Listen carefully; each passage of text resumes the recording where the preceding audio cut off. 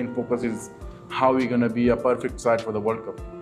দর্শক, টি-20 বিশ্বকাপকে ঘিরে বিতর্ক আরও গভীর হচ্ছে। বাংলাদেশকে টি-20 বিশ্বকাপ থেকে বাদ দেওয়ার খবরকে কেন্দ্র করে এবার আলোচনায় উঠে এলেন আফগানিস্তানের তারকা ক্রিকেটার রশিদ খান।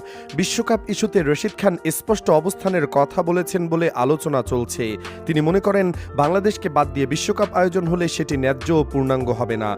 রশিদ খানের কণ্ঠে উঠে এসেছে, বাংলাদেশ ক্রিকেট গত কয়েক বছরে নিজেদের শক্ত অবস্থান তৈরি করেছে। কঠিন পরিস্থিতি পেরিয়ে আন্তর্জাতিক মঞ্চে লড়াই করে আসা একটি দলকে বাদ দেওয়ার সিদ্ধান্ত বিশ্ব ক্রিকেটের আত্মাকে প্রশ্নের মুখে ফেলে দিয়েছে। এ প্রসঙ্গে তিনি আরও বলেন, ক্রিকেট শুধু বড় দলের খেলা নয়, প্রতিযোগিতার সৌন্দর্য আসে সব যোগ্য দলের অংশগ্রহণে। বাংলাদেশকে ছাড়া টি-20 বিশ্বকাপ হলে সেটি গ্রহণযোগ্যতা নিয়েই প্রশ্ন উঠবে।